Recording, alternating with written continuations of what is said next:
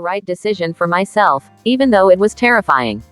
I reunited with my daughter after not seeing her whole life. It's November 1995 and the pre-abortion paperwork is sitting on a clipboard in my lap. When I found out I was pregnant, I felt shame, anger, and terror. So here I am. I start writing in the details for the paperwork. I am due sometime in April. My birth date is. I drop my pen mid-word and I start to cry. I cannot do this. This isn't for me. I tell my friend, let's go. And we bolt. Within a week, I packed my bags and moved for a job more than 1,000 miles away so my family wouldn't find out about the pregnancy. I knew I could take care of myself economically, but not emotionally. I realize I am not ready to raise a baby. It wouldn't be good for either of us. The only option left is adoption. Not knowing what to do or where to turn, I start looking in the yellow pages for adoption attorneys. I see one with a big ad and just pick her. Scared and embarrassed, I walk into her office and sit down with her. Not really knowing what questions to ask, I just do as I'm told.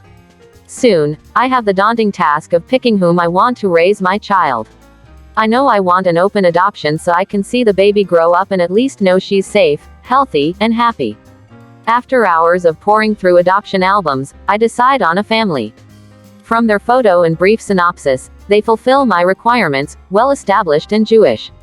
A day or so later, I meet the family. It's very awkward for both of us, but my decision is made. Over the next few months, we meet and attempt to get to know one another, although we don't exchange contact information.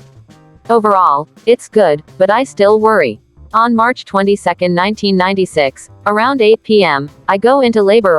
Alone and scared, I enter the hospital with the attorney's social worker. My family still doesn't know. 7 hours later, my baby girl is born, 6 weeks early.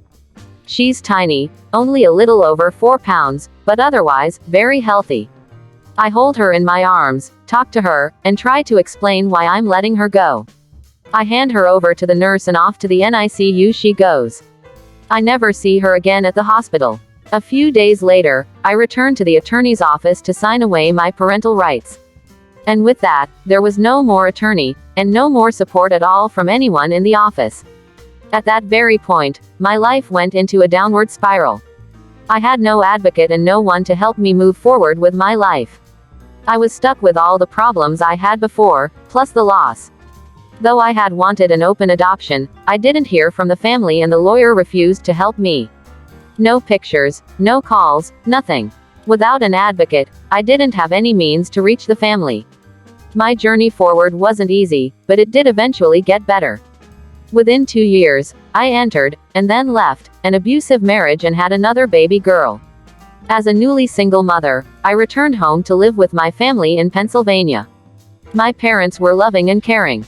I found my true love and amazing husband, Michael. I created a successful career and family life. But still, I struggled with my choice to place my first baby up for adoption.